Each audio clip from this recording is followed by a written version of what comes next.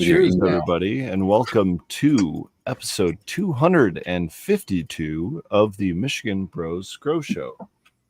252. Your hosts, Spartan Grown, Pergoli, and Rosemary's Oasis Red Setter Farm. How you guys all doing tonight? It's, what is that, a year plus 200 episodes? Oh, it makes me feel old, though. 252. Oh, no. That's some big numbers.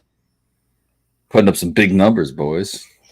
Just got to get to quadruple digits. It's 4x what we got, though. Oh, damn. How about that? 8 episodes away from 5 years worth of episodes. Obviously, we missed a few weeks. So it's more than 5 years worth of episodes. It's more like 5 years and like 2 months worth of episodes. But we're not counting. In 5 more years, there'll be a lot more white in this beard, I'm guessing. Same. Red over there is holding it down, though. I don't see it. Yeah, but Red is about to be a proud parent, and that's where the white comes from, my friend. That's where the white comes from. I get him. I get him in my true. hair. Pull out little gray hairs. All the ones that always get snagged on things always seem to be the white ones. So I'm okay with that. Yeah, they Yeah, are getting some thick streaks of gray. Combing my beard or something, and the hairs fall out, and they're the white ones, the gray ones. I'm like, all right, that's right. I'm okay with that one falling out. There. Oh, there's like one. I think you can like see my one gray hair. My beard. There it is, right there. I let my beard grow a little bit longer. Can you notice? Can you see that? I see that. It's getting pretty impressively long there. About a half inch right now. Yeah, Slacking over there with the razors, huh? like 3/4 of an inch. I usually only just trim up my neck, but yeah, that's slacking. See, that's usually the length of my beard. Got the 10 o'clock shadow on the neck over there. Late evening shadow. Yeah. 10 p.m. that is. Well, maybe not for Red. Might be 10 a.m. Yeah, that's like 10 a.m. That's the middle of Red's day, probably. shave twice a day. I looked out. My main patch of hair is on the face and the neck, and it doesn't get too much on the back. I don't have back hair Yet, Red, yet.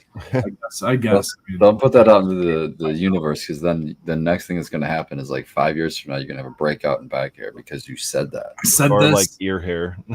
Yeah, your hair. Yeah, just don't wish anything on anybody. That happens to me, Dad. You immediately. I remember our 8th grade teacher warning us about ear hair.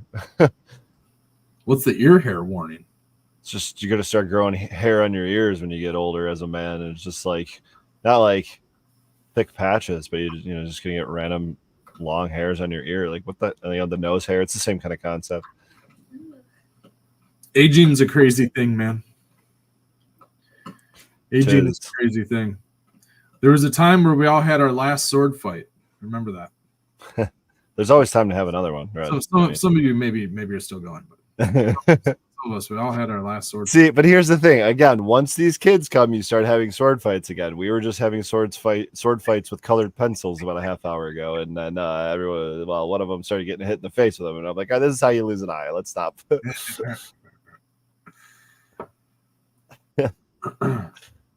the circle of life. It's got to teach them how to sword fight. What are you dabbing on over there, Spartan? I know you got the torch going, but I just we got some Clementine, Cobra Milk, and Grape Fun Dip over here. I can't remember what I'm dabbing on. I don't remember. I think it is Nafish, I think. Or I don't know, because I know what I have, because I just emptied it and I know I'm going to refill, and I have Functified to refill in, but I don't remember what this one was before. Oh, it was Miami Mommy. That's what it was. Miami Mommy. I'm gonna look that one up. I don't know anything about it. Like mommy, like MOMMY. MOMMI or MAMI. I don't remember. It would be MOMI, I think. Like mommy, like poppy. Oh, Miami Mommy, like MAMI. MAMI. Okay. Soulfire, yep, that's it. Yeah. That's the right one. There's another one by like someone else, but so it's a indica sativa variety from Soulfire Gardens. It can be cultivated indoors. Okay, that's all. So according to Seed Finder, it is Mind Flayer, which is double tap, and YU Jelly. So Mind Flayer crossed with Bahama Mama. And Bahama Mama is Tropicana cookies and black banana.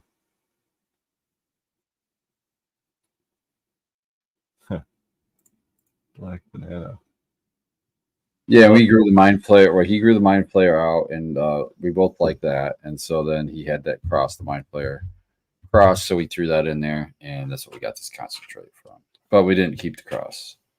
Gotcha. That's Miami Mommy. We didn't find any that we thought were keepers.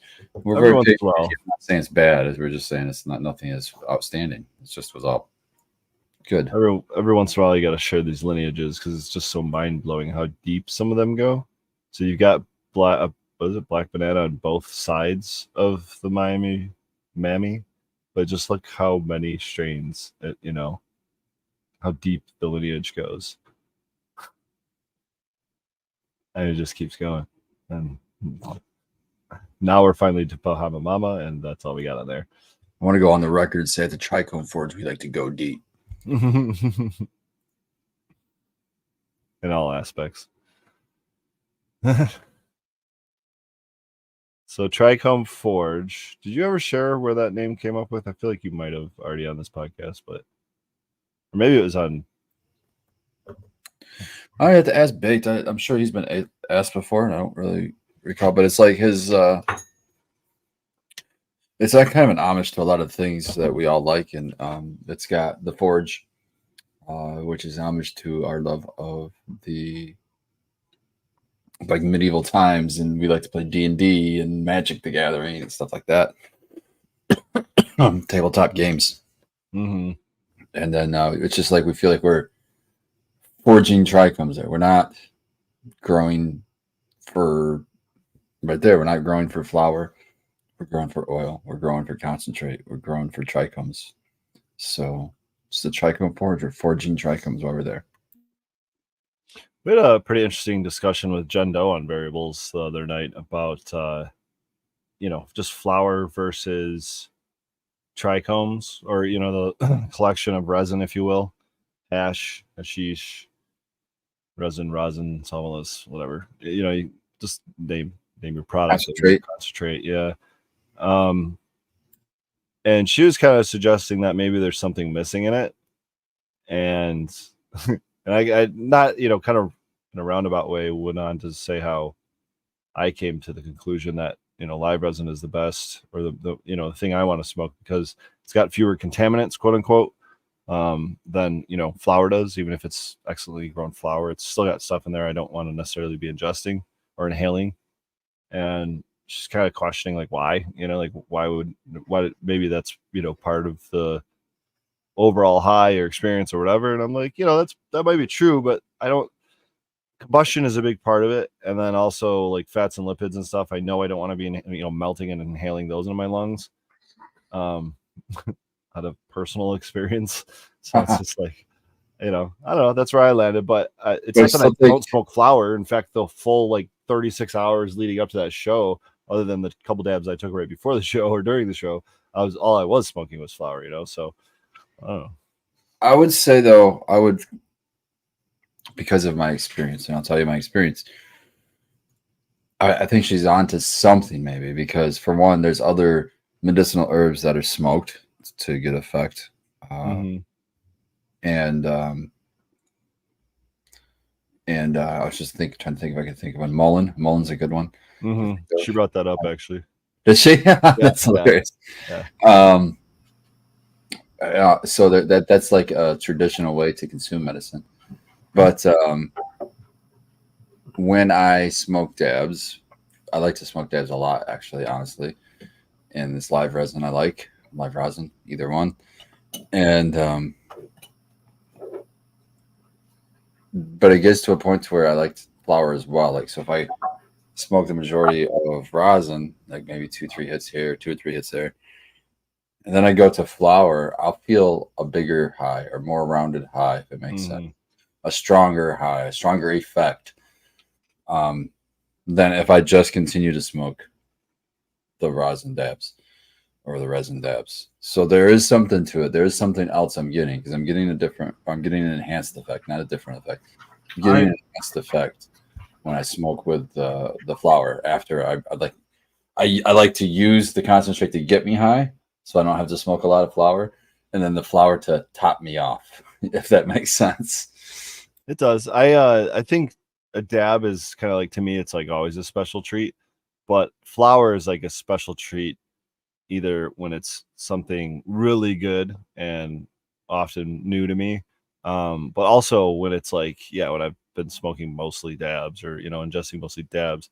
I think that going back to flowers like just makes it more special versus just smoking flower all the time. I don't know if that, but even like when I'm smoking dabs all the time, there's still a special treat every single time. I get excited for trying the new stuff, and I think that's part of the reason why that'll always drive me to be a pheno hunter. You always want to try. For one, you want to find that unique unicorn, but also you want to try something you haven't tried before. So that's always fun to me. And when I try new strains, I'd like to try them in different forms. I like to try it in flower. I like to even different ways to smoke it. Maybe in the bong, maybe as a joint. I prefer honestly to judge flower by joints. I don't know why that is. I couldn't tell you why. But for probably me, because it's got to be one of the most consistent ways to consume it, right? Because it's not like you're, I mean, unless you're fully cleaning your bong, like changing out the water, cleaning it out every single time you're changing a strain, or or smoking a new bowl. Like that's kind of what a new paper is every time. You're right. I think there's the problem is temperature that you're burning it too. That the bong, you're hitting it with a very hot flame, and a joint smolders. Charcoal smolder at a much lower temperature. So we looked that up too. It's 600 degrees is what a lighter flame is at, but cannabis combusts at 450 degrees or thereabouts. So it is, it's about 150 degree difference. Now, of course, with a bong, typically there's a lot longer airway path to go through, and sometimes usually there's water, to cool it down or whatever too, maybe, but you're also going direct fire to herb, whereas you're not doing that in a joint other than the first hit, Now there was, I don't know where the hell I saw these white papers from, but there was something about decarboxylation, effect, onset time, potency, variance, and all of these other variables that went into basically because of temperature. And so like, what makes you higher, essentially? A bong, a joint, a dab. They went through, based on concentration of cannabinoids and all these other things. Yeah, a dab gets you higher. Well, based on concentration of cannabinoids, right? But usually you're running a lower temperature, especially if you're so here's some other things about temperature, is that most of our cannabinoids, I believe most of the terpenes as well, become carcinogenic at about 420 degrees, somewhere in that 400, 420, 450 range, which means that a smoldering joint would be carcinogenic. But if you can go lower than that in a low temp dab, you avoid, I don't want to say medically avoiding, but you're going to lessen the effects of carcinogens. Effectively, you're not going to create them because the temperatures aren't high enough, right? You're probably going to get better flavors, etc. But there's something subjectively that I go to smoking a joint after even doing a dab. Like a dab doesn't do it for me. I need to go to flower at some point and smoke flower, I don't know if that's the, like you said, well-rounded ensemble of all the different cannabinoids and everything, or if it's just, I don't know. I have to deal with this dog real fast. No problem. I just pulled up a study about this from the NIH.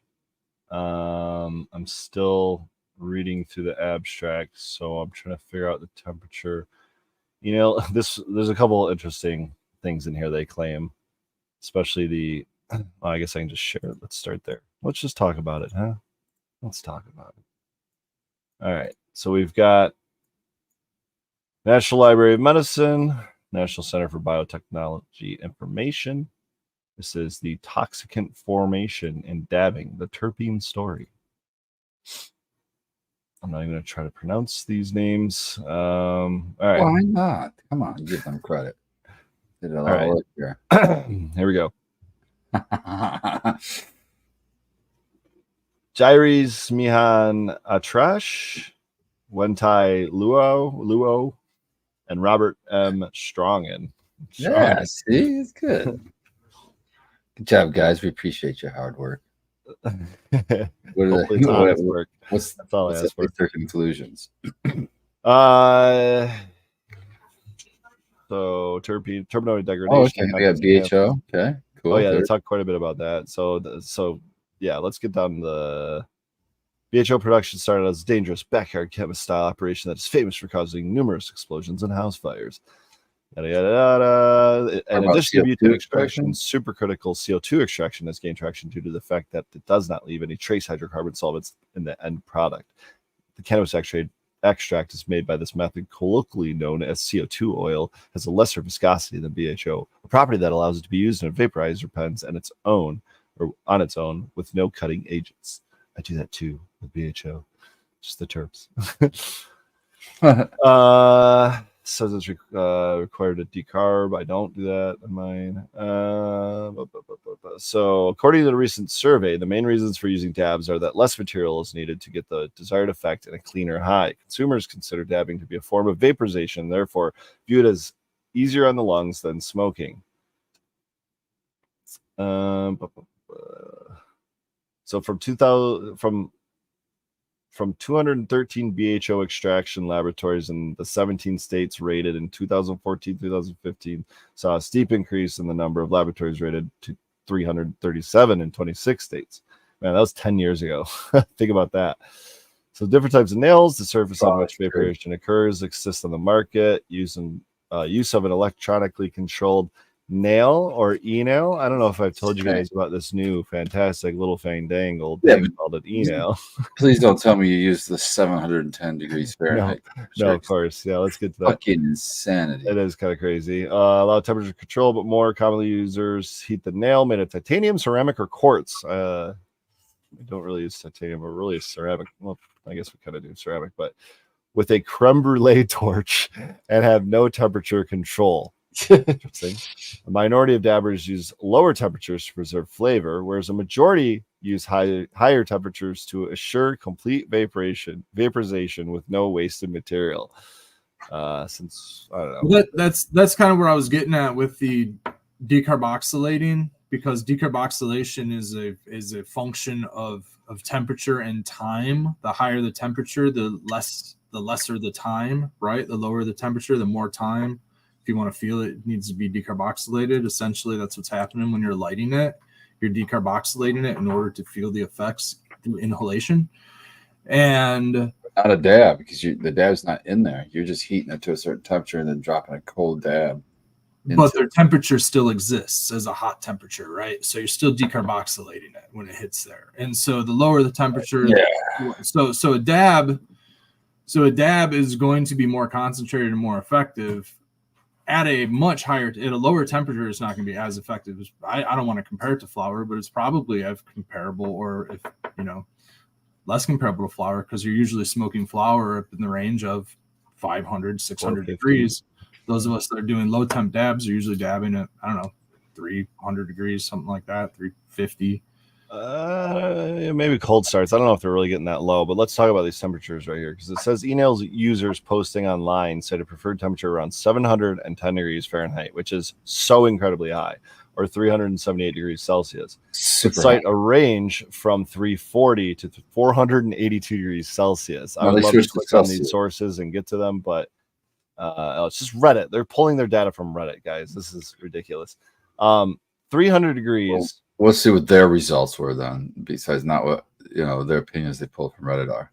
Yeah, we'll get there. Rabber et al. Reported a dabbing temperature of 300 degrees Celsius, but this was only an estimate. So 300 is 572 degrees Fahrenheit. That's still about 40 to 45 degrees higher than I'm dabbing right now. As I say, I can say that a little hot myself still. The boiling point of THC has recently been predicted to be circa around 417 degrees Celsius. The what? The boiling point? It's 782 degrees. That seems way high. It does. The boiling point THC has recently been predicted. I thought it was like 350. 450 is the combustion temperature, but THC's boiling point, there's no way it's that high. I've seen it boil in the oven that less than that. Like I don't know. So initial effort towards addressing the safety of dabbing extracts. Let's go to the results and discussion. We investigated the dabbing temperature ranges, inclusive of and beyond the ranges of those reported by the users. So this is methacrylene. Am I saying that right? I just looked up the THC's boiling point. According to Gemini, the boiling point of THC is approximately 157 degrees Celsius or 315 degrees Fahrenheit at a pressure of 0.05 mmHg. Yeah, that sounds more accurate in my opinion. Degradation products from myrcene, limonene, linalool, and Fire OG cannabis terpenes. Nice. So that's a strain I've recognized finally. A commercially available mix specifically fabricated for terp dipping were monitored. The presence of methacrylene and benzene in vapor NMR samples was confirmed by spiking with authentic samples. Their levels were quantified by NMR using an internal standard. So they're saying at a higher temperature, there's a higher concentration of it. It looks like at 322 degrees, it's non-detectable, and that's 611 degrees Fahrenheit, which is still 80 degrees higher than I'm dabbing right now. And then at 403, they're at least detecting maybe, let's call it 25 milligrams or nanograms. Yeah, nanograms. And that's at 757 degrees Fahrenheit. Fuck. So again, I don't think we really need to have to worry about this, but we'll just keep reading. That's crazy high, man. That's crazy high. Yeah. So they're showing how molecular structure changes, terpene degradation. This is interesting. They're saying how much the temperature cooled after they dropped the dab in. That's interesting to see. 30 degrees. 50 Temperatures and dabbing experience were carefully monitored for consistency using a thermographic camera. As the first drop and terpene touched the nail, an initial temperature, TI, was recorded. Once a 10-second draw concluded, a final temperature, TF, was recorded. The nail cooled between 50 and 30 degrees Celsius during the draw due to convection. So now it's a lot of degrees in Fahrenheit.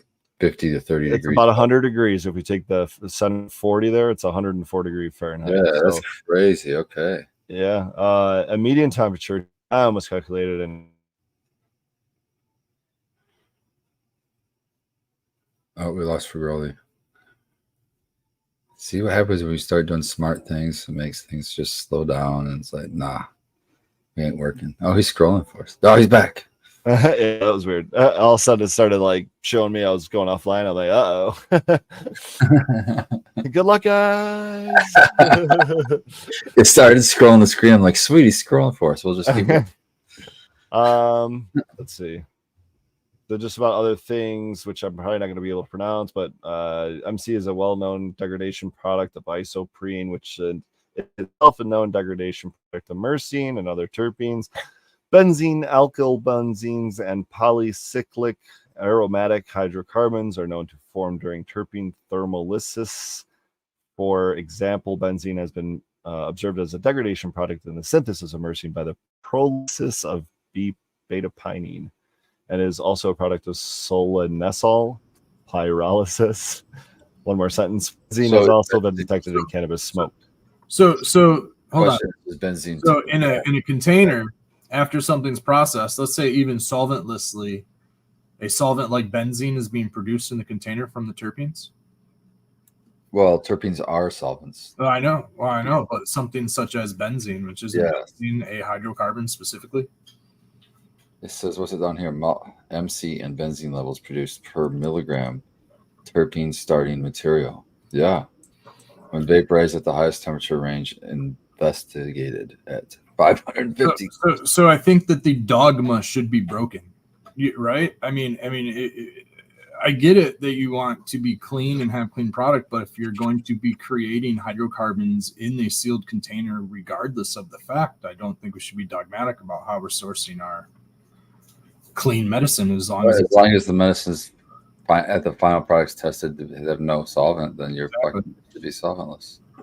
Yeah. I agree. It's crazy. Well, would it be? I mean, it has terpenes in it. Is it solventless? All right, volatile organic compounds. We're not free of those, that's for sure. I mean, if you are, your weed really sucks. But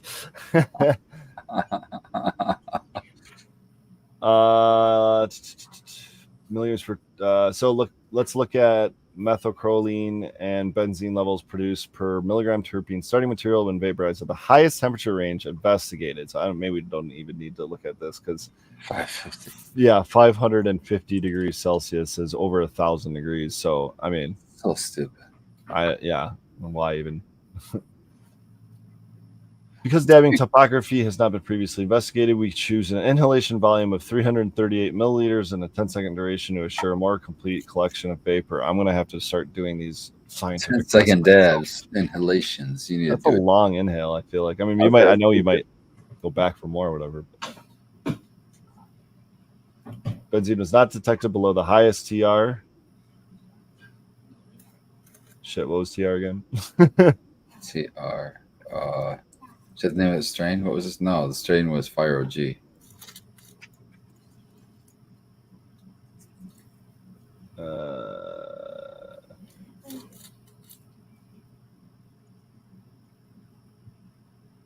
TRs. Temperature ranges. Okay. Temperature range. Damn.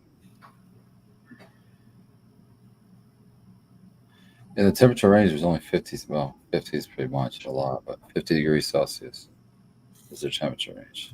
500 to 550. Are they saying after you stabbed it? I don't think they call it dabbing topography. They just create words. Is it talking about the decarboxylation at all in this paper? I haven't seen it yet. No, I haven't seen that either. I assume it would be 100% decarbed. Because supposedly, depending on your temperature, you don't decarb 100%. And so you're dependent on whether or not you're smoking them. Like basically, that's what it's saying right there. Because the process what I was getting at was that when you smoke a bowl, you're getting more closer to full decarboxylation and full effectivity than if you smoke a joint. Smoke a bowl. Because the process does not involve. Oops, sorry. I'll go back. That's what I think. What you're saying right there, Red, just in their scientific. Well, this is talking about the purging of it. Not the dabbing of it. And then there's this one: lesser viscosity is due to the fact that the supercritical extraction process requires the product to first be decarboxylated, heating in an oven at 100 plus degrees Celsius is what they call that. Leaving an extract consistent flour. So yeah, this would be different. I guess or whatever form of BHO that they're discussing anyway. Distillate is decarbed, right? So yes, it has to be if they're talking about distillate, then it's well, that's a whole other. Yeah, that wouldn't be BHO. That'd be a whole other. But yeah, it is though, right? Yes, it is. I mean, so they could be talking about distillate in this. Yeah, I feel like they would fucking mention that. Yeah, I think they're just talking about BHO and CO2 as like a resin, and I doubt it's fresh frozen. They're also talking about temperatures way over actual reasonable dabbing temperature. Yeah, that's the thing that really throws us all out of whack because they're using that last one was 1,000 fucking degrees. What the fuck? Well, and they're saying that it's not benzene's not detectable under their highest TR range, and if their highest TR range is 1,000 degrees, then what are we even talking about? But, I think Red might have been slightly off on maybe the numbers, but he's on the right I think even at 700, like they're saying, you're adding the ranges Red's talking about, where they become carcinogenic. I don't think the numbers are super high. And there's a point where you're talking about decarboxylation, full effectivity of the cannabinoids, and then there's a point where you start to actually cook off and burn and destroy the cannabinoids because it's at such a high temperature, and also they become carcinogenic and actually not helpful medicinally anyways, right? I mean, on top of that, don't forget 3 out of the 4 materials they were testing were straight terpenes, right? So, the terpenes were delivered per dab using a Hamilton 50 UL analytical syringe. And those 5 generally dabs per over experiment. boiling point also. Yeah. Evaporation. So, right. And if we're talking about 100-degree drop in the temperature and certain things burning off certain temperatures, when you have a higher concentration, like a 99.9% isotope or whatever they're talking about here, that's something different. But if they're just dabbing straight terpenes and then collecting at super high temperatures, it's like this almost is just not even an applicable study. It seems like it's one of those studies to push the drug war further and propagandize the information, There's a lot of, I'll use the word variables involved in this discussion, honestly, because I mean, we really, we're talking about data from, we have no idea the quality of the product they were using, the starting material, the ending material, if it was distillate, if it was there's a lot of missing. We don't know the temperatures of the curing, the temperatures of the, obviously all that stuff, the potency. Did it say starting potency? Did it say initial potencies of those things? I guess it gave ranges in the drops. So I guess that's all you really need to know. You don't need to know the initial. You just need to know the difference. But anyways, welcome aboard, Tara Nut Tree. I see a awesome t-shirt logo on your shirt there, Tara. Cheers. Cheers, guys. Same with you. Cheers. Of course, I have to compliment your shirt as well. It's just a regular old shirt. But that one's better. Yeah, this one's better. I can't find mine. I don't know I'm gonna have to I got one. sleeve in favor of Tara's shirt. Yeah, it's a nice shirt. I welcome, guys. I don't know how we definitely went down a rabbit hole there, and I think it was just because someone brought up the terpenes are carcinogenic comment or whatever, but I don't really know how we got there. Well, everything becomes carcinogenic at a certain temperature when you inhale it. Well, and I think after a certain amount of time too, like if assuming time is infinity. So you want to still be at least 500 to be able to make sure that you vaporize all the cannabinoids and terpenes, because there's some of those terpenes like beta caryophyllene, I believe, that are up in the high 400s before it vapes off. Mm-hmm. And then cannabinoids, I can't think of which one it was, but that one's close to 500 as well. So I always, in my head, know that if I'm going to try to go low, I still want to be around at least 500 so I don't leave anything in the banger. I want to be able to at least vaporize everything. I would say something like flour. I'm guessing that the waxes and the oils and some of those other things are probably carcinogenic at a lower temperature than those.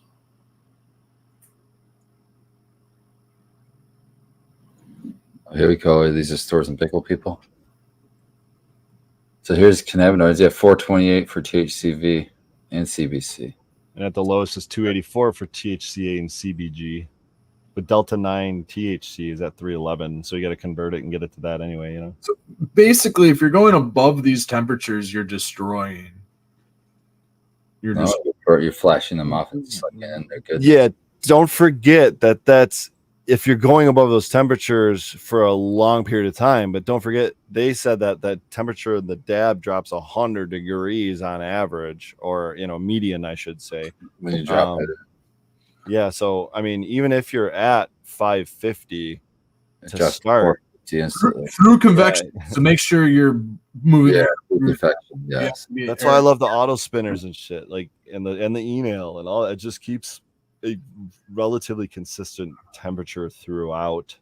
Definitely going to drop at the beginning, but it's going to start competing against that and coming back to it. And then while you're stirring it up with auto spinners and these carb caps and the pearls inside, it's like Yeah, I don't know. You're just trying to make it as consistently, evenly heated as possible, I guess, right?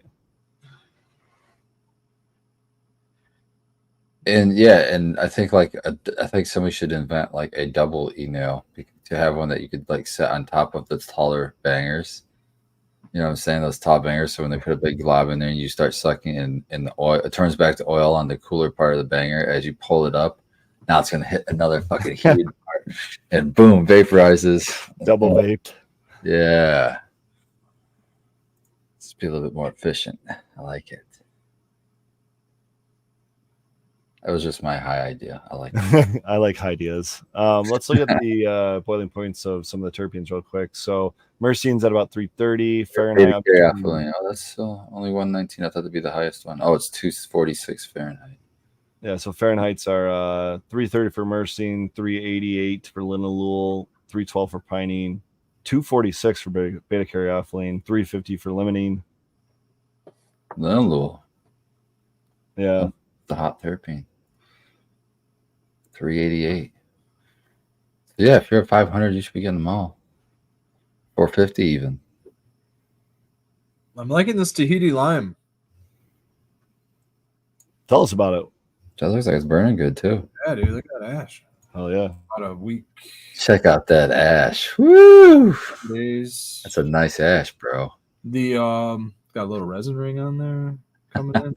Look at that ring around that ash. 3 varieties in front of me that I'm kind of testing through. I'm trying to pick one. They all smell incredibly similar, and in fact, they really smell a lot like lemon dozy dough. Give me a second while I pull up the cross of the Tahiti lime. But it has like, it's definitely like a limey lemon musk. It's not like lime skunk or citrique. Like everybody on the panel knows that. What those smell like, it's or let's say like Chernobyl or haze. It's a little bit more. What would you say, Becca? Like floral, earthy, like a musky. It's like the lime is the secondary. Yeah, lime seems to be secondary. It's definitely sativa dominant. It had one of the plants was just very bushy and huge. Was it Dozy Dough and Skittles? Okay, Yeah. there It we go. says it's nuts, tree fruit, and lime. Dominant terpene is myrcene. Yeah, I mean it's definitely like it's not as limey. It's not as like sweet lime, right? It's more of a Earthy lime. like an earthy lime. Yeah, like a. It's got 1% CBD, which is interesting to me. Well, that's what I was gonna say. It's kind of hempy. It reminds me of Green Room a lot, like that hemp. Maybe it's pine. Maybe pine is what it is. Maybe it's like a pine and lime. I think. It's very old school. Let's say that it reminds me of some old school. The Cool. one of the varieties is a little bit more frosty, a little more dense, a little more. Who was the breeder on this one? What's that again? Who was the breeder on this one?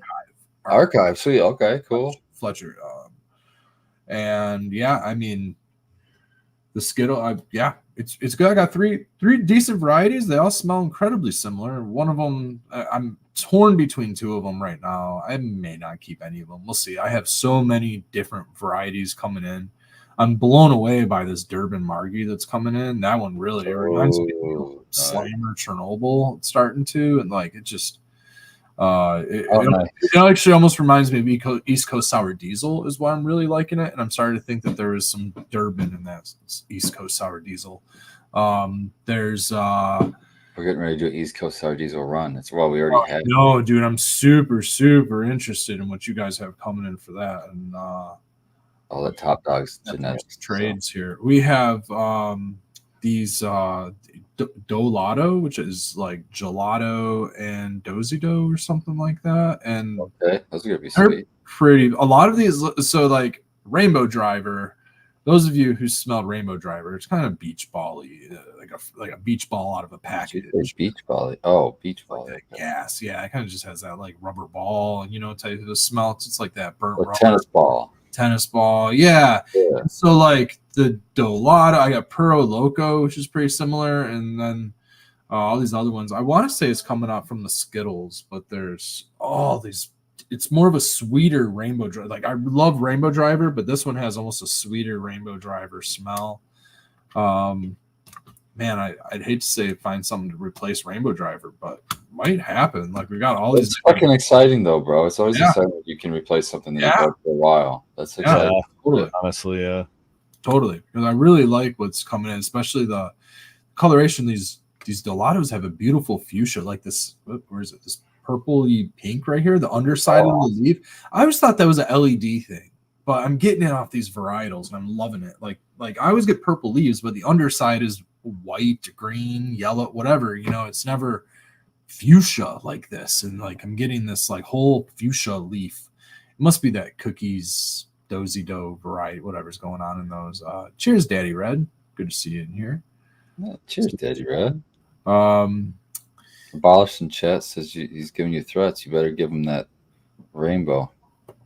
you might like one of these other ones better, man. They're super nice. The rainbows, all of these actually. I got a lot of them growing outside. They're all getting powdery mildew outside. I'm pretty upset about that. Oh, It's been rainy, bro. It's been just not here. No, Today we got a little bit.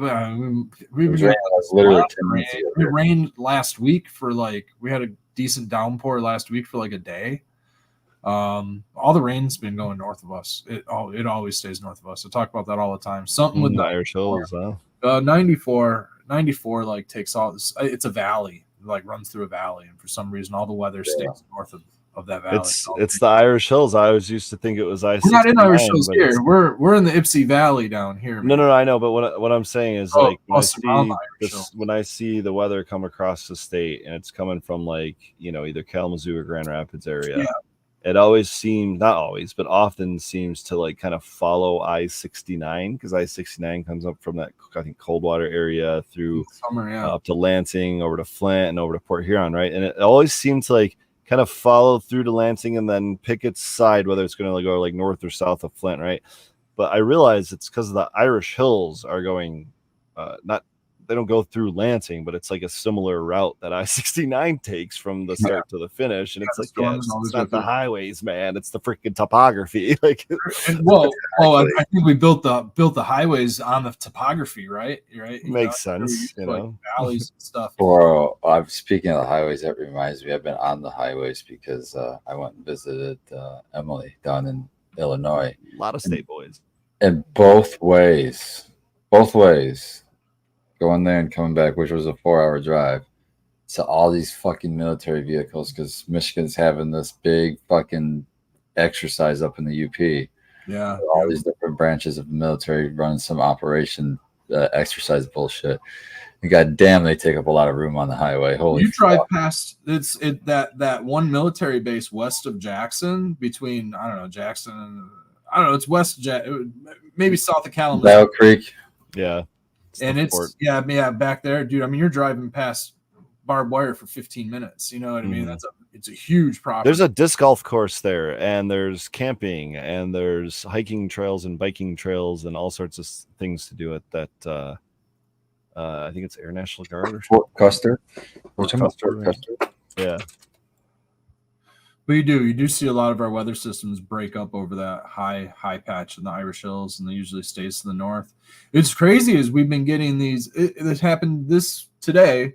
We were getting a northern front, but this time of year everything comes up from the south. And then every now and then we get these random like stuff coming down from the north. And that's what it was coming down from the north today. It usually comes straight across east or west to east. My old fucking brain cells still working. Is that what it is? Fort Custer? Is that big one? Yeah. West of Jackson? Yeah, between it's got that, and Kalamazoo. It's got that fence that goes on and on forever. Yeah. It just goes on and on. It's a nice property too. Mm-hmm. There's a lake and everything back there too. Beautiful. That's one thing I love about Michigan, man. We just have some beautiful properties. Absolutely, dude. And you go on to 94. Slow down, mind. Go on to 94, and you go west from Jackson, and you just go all the way till you get to the coast. And Jesus criminy, the amount of freaking solar panels that you see now. Oh, I bet. Insane, dude. That because consumers is renting out fields from farmers and just throwing up fucking panels. I wonder Dude. if they better solar reflectivity from like the water, like light reflecting. Well, I think it's a genius to do it by the highway, because why grow food crops by the fucking highway where the exhaust and everything is going? Yeah, might as well put fucking solar panels there and harvest energy instead. I think it's super cool. I saw one farmer's field where part of it's underwater and there's a solar panel there, and I'm like, see, you're not even going to grow anything there because the water's, so much water this year, but it's not even a loss. You're able to harvest energy the whole fucking time. I thought that was cool. It's like in Illinois, they have the same thing, but think windmills instead. They have like windmills. We got plenty of those here too. Yeah, but not like down there, dude. It's like I thought we had windmills until I went down there, and it's like, no, we don't have shit. They have like windmills are cool. fields in They're Illinois, like in the farmers' fields. There's just fucking as far as you can see, and then past it. At night, you can see all the lights flashing on the top, and it's just as far as you can see. Mhm. I know they're generating electricity, but they're still plumbed into like the fuel grid. It takes fuel to power those turbines, and they're fucking big and Good. costly, and they disrupt the bird migrations. Give me cheaper We have too many energy, birds. Red. Do I get cheaper energy because of it, Red? I don't know. It's still I don't know. Well, I better. I don't know. I don't know enough about it. Happier. I don't know enough about the input versus output. Think the birds used to be dinosaurs, which used to eat our ancestors. So you can't have a whole lot of mercy for them. I love my chicken eggs. Yeah, but if you fell dead in your chicken coop, they would be pecking at They you. would eat me. Well, they would eat me if I didn't fall dead. If I just stood still long enough. Exactly. Like they're little raptors, bro. They have no fucks. They'll eat each other. I've been having to shoo them off our fence wattles too short all of a sudden for the new ones. They like to jump up on there. And shooting drives Ruben crazy because they're not on the ground, He barks at them. Yeah, I love I'd love to abolish these. I said, what happened to the solar roads? They're still a thing. They just passed like level 5 testing or something at the federal level, and they've been installed in like some universities and some. See, I like the idea of the waste to energy concept, right? Dual use. If you already need to use something and create, so like Spartan, I really like, you talked about it a long time ago. I like the idea of putting like a turbine in our water drains, right? Yeah, we already have water going down our drain. Why don't we have turbines in our turbine? Tomato. Because it would clog. So you have to put it in like the gray water, and that's it, I guess. In some fashion, right? Maybe filter it, have a diverter that, in case it clogs. There's definitely ways we could be utilizing that technology. Geothermal, like utilizing geothermal. Just the Earth's heat in general, would definitely do a lot. Earth's heating and cooling. Let's not forget, Earth can also cool, and then we get stuck with red tape to where you can't utilize. There's a lot of inventions out there, Red. There's just a matter of people actually implementing it or making it. Well, like going to your township and saying, I want to dig a 10-foot hole so I can, plumb. Out in my backyard, I need 40 feet. They're going to be like, no, you need permits for this, that, and the other. Like if you want to pack tires and build an Earthship, you actually have to be zoned a landfill. No, Red. You got to use the age-old Spartan tactic. It's called ask forgiveness, not permission. I agree with that, especially when you're talking about that kind of stuff. Depending on the fee and the fine, right? Yeah, it's like, oh, I didn't know. I didn't know I did. I thought I was in the United States of America. Where am I? I really like the idea of sandbag right here. Shut the fuck up. I like the idea of using wave motion generating electricity with waves, currents, tide cycles. I think that's a pretty interesting one. Generating, like we could have turbines in all of our downspouts from rain. Rainwater collection just in general is super. And the way that people have like usually dark colored shingles, it absorbs heat during the day, and it creates natural currents of heat that they go around. your house, and you could put a little they make these little turbines that catch that energy. That's just as generated 24 hours. Well, not 24 hours, but a lot of the day. Yeah, and I also think about like we're surrounded by landfills here in Southeast Michigan. I could drive to my parents' house and pass 4 landfills. It's wild, and every one of them has a giant methane reactor, and it's just firing fucking flames 24/7. Why not harness that methane and power? I don't know. Why not create some sort of like transportation mechanism that runs on that methane instead of Smells like poop, Red. Maybe there's a way to change that. Or capture the heat. Super efficient fuel source. You know what I mean? I know. The same thing with all the cows, man. Talk about you can fucking harvest a lot of methane there too. You can get methane bladders just for your own compost and stuff, but we send so much shit to the landfills and capture so much methane there. We bring shit. Michigan imports garbage from not only Canada but neighboring states, which is ridiculous. Yeah. And maybe they do something with that methane. I don't know. Maybe I'm ignorant to what is done with the methane, but I see it burned off most of the time. I mean, maybe it's just other shit being burned, but I think that having something like, I don't know, Well, it's like it kills me seeing the fucking oil fields. I see them occasionally out in like farm field or something, and they're burning off the natural gas. Yeah, they're pumping oil and they're burning off the natural gas. I'm like, motherfucker, they're charging me for that shit. Yeah, they have no problem charging me for it, but you're sitting out here burning it, you fucking bastards. What was that movie? Blood. Shit. What was that movie about the old fields? Blood. There Will Be Blood. That was a wild movie. Wild movie. I don't know. I haven't seen that one. Yeah. Shout out Blue Kiss. There Will Be Blood. That's one of those make you think movies. About the oil. Oh, okay. Not so much about like oil. Like the entire cast and writing crew mysteriously died. Michigan methane. Michigan leads the nation in toxic methane emissions from landfills, equivalent to 11 million metric tons of carbon dioxide, and has the highest per capita waste rate. Damn. Sounds like we should harness it and utilize it for something. Yeah. Right. It's gonna burn regardless, right? Let's make stink bombs. Send them over to fucking the war. Chevron plus the Great Lakes. That makes my heart hurt. That's happening like right now, isn't it? Yeah. Isn't that like going on right now in the Upper Peninsula? They're trying to put in something up on the copper. Yeah.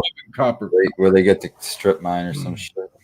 It's supposed to be very close to the runoff cycle of Lake Superior, which won't be good for the entire Great Lake flow. No. Maybe we can run air conditioners on methane because of the global warming. Then our houses will be cool at least. Yeah, there you go. Is it a cold gas like Freon? Ooh, I don't know. Could it be contained and utilized like that? Like a coolant? Maybe if it's compressed. Well, I'm not a big fan because it's so like combustible. That's an issue. Very combustible. Well, that is the thing. I think Freon is too, though, isn't it? Yeah, I would imagine all those. Yeah, at some point they're all. Yeah, I mean, I guess everything is at some point. So methane is CH4. So what? 1 carbon, 4 hydrogen. It's colorless, odorless gas, known as marsh gas or methyl hydride. Hydride. Vapors are lighter than air. That's good. That means they're gonna go away. Well, we're trying to capture them. Yeah. Methane is easily ignited. Under prolonged exposure to fire or intense heat, the containers may rupture violently and rocket. Oh, whew. Methane is used as feedstock to chemical industry and is the main constituent of the fuel natural gas. Natural gas. Can we make natural gas out of the methane? That'd be sweet. Run some natural gas generators. Yeah, it's the main constituent of natural gas, it says. So they got to be capturing at least some of it. Lucas says there's a methane burning silo south of Eastmanville exit. I'm trying to find the not solubility in water. What's the word I'm trying to find? The opposite of like boiling point. Like, can you freeze it? Condensing point. Freezing point? Density liquid. Okay. So it has to get to, I think, negative 260 degrees Fahrenheit to become liquid. Which one? Methane? Yeah. So it's not going to be good for, like something to put in your car for a gas tank because it's going to be a gas. It would be a gas. Yeah. How Well, is it gas. compressed? Could you compress a tank with it? Well, I would assume you'd just get it to that That's temperature. when you get bombs, though. Becomes They said that incredibly explosive if you do that. explosively at that point.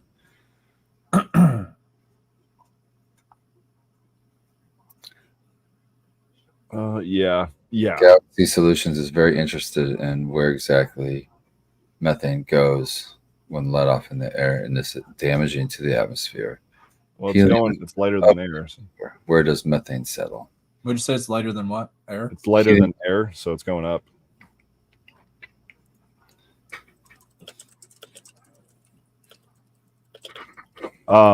Maybe that's why we're burning it off then, because we don't want it to just go up in the atmosphere, and whatever the results of burning it is maybe less damaging. I'm just Better guessing. than letting it just piss into the air, I guess. Well, And wait. maybe it's because it's so volatile we can't really. Look, It's a good thing that they put vents in there. Imagine if they didn't, things just blew let's the top think off. about nature and the physics of this real fast, because methane isn't just because of like all of our waste going to a landfill. Methane's created everywhere at all times as organic matter decays, so it's always being released into the atmosphere. So there's something balancing it out. It's not just building up in the atmosphere because it's been in existence for billions of years. Yeah, but a billion cows haven't been in existence for life. Yeah, but more things are creating methane than just cows. Yes, they're a big portion of it. United States. Agriculture is 40%, fossil fuels 35%, waste 20%, according to this global methane assessment study. Your opinion may vary. Is it there's just more life in general? There's just more production, more use of it, more burning, more cows, more agriculture in general. We were in a agricultural society. But what I'm not that thinking long is, ago. yeah, there's a lot more cows, but there's a lot less elephants. There's a lot less woolly mammoths and a lot less other big giant animals. Right? Yeah, but big Women. giant animals aren't, stuffed next to each other with 3,000 of them in one barn and 12 barns next to each other. Herding animals do. Deer, antelope. Like, think of those 1,000 animal migrations that did used to exist. Horses, Well, buffalo. they still They used to. wildebeest. Yeah, but some we some of those things devoured like deer are higher populations than they have been in, some recent years. There's definitely way more cows here than there ever was naturally. That's for damn sure.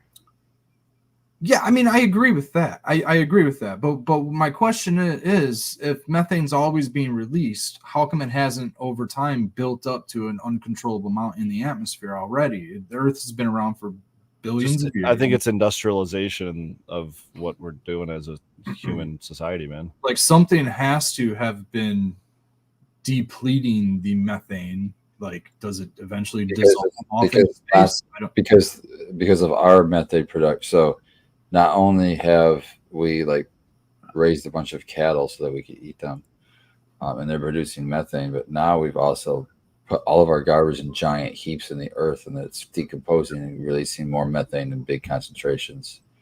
So we're all adding all this extra methane from that.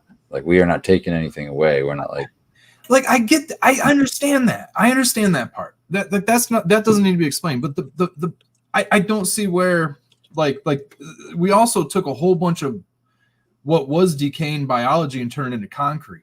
A lot of the earth is concrete. Yeah, but we're living on it, and now we're the decaying biology on that. I guess, but there's also a lot of radiation methane. stations and a lot of it That's is. the human farts, man. Our waste is contained though. Our waste goes to it gets contained. Yeah, but we release methane in farts, man. It just goes in the air. I get that. But everything releases methane. Everything. Well, I'm saying we're more populous than we So ever been. it's been occurring forever before us. It's always Yeah, been but around. our population has always been increasing. It's not like it's always going down. That's why it's But we've also decreased a lot of populations, including grass. not our own. I don't know. I don't know. I don't know where the science is at. You know what I mean? I don't know how to measure. How do they measure it? They actually can measure the amount of methane in the atmosphere. I believe so. Yes, absolutely you can. And look at this. Ever since 1800, we had a little blip. The And then Industrial in Revolution. 1937. How were they Wee! measuring the atmospheric methane back then? Is it carbon dating? Well, yeah, this is for sure like carbon dating because they're going all the way back to The ice sample. 800,000 years ago. And so if methane floats, how is it settling in the carbon? Like, it's like I'm so confused on this, man. Like, how do they carbon date it if it's supposed to be going into the atmosphere? Why is it breaking down in the soil where they're getting carbon dating from? You probably need to spend some time on this page, the sources and processing. I don't know. It's a hell of a wormhole. It will probably take up too much time. Oh, And definitely. I definitely don't want to make it like political because I'm not. I'm trying to understand the actual, like, everything should be in balance. Everything should break down and everything should work. You know what I mean? It's obviously not. I mean, there's obviously pollution. There's obviously a lot of things that are, causing death, extinction, all that stuff's happening. Well, it's definitely getting warmer, and because of that warmth, that energy is causing bigger storms and things like that. Absolutely, we've had I already. agree with that. I agree. in the last We year, we we've also set the know. record for the highest temperatures ever. Yeah, we're also in I want to see where we're at in another 6 years, though, when we're coming out of the solar maximum, because we're in the middle of a solar maximum of a 300-year cycle, where none of us have been alive for this 300-year cycle. It's 300 years. You know what I mean? So How do you know none of us have been alive? I don't know. You know what I mean? Maybe the record keepers, but that's the thing. The record keepers have, and so like that's how they know that the cycle exists. And the crazy thing is like if you go back every 1100 years or something like that, it's an even worse cycle. And we're at the top of that cycle. You know. So it's like we are in the height of a really bad solar cycle, but we're supposed to come back out of it. We're at the peak right now, and I've been saying you can go back to 5 years ago, the beginning of some late session. I've been talking about in 6 years we'll be at the peak of our solar cycle because we've been in it for. It's an 11-year cycle, and we've been in it for now 5 years. We're supposed to be at the height. That's why we're seeing solar storms. That's why we're seeing the northern lights, the sunspots, all this shit. The CMEs popping like crazy, and we're going to see more of them.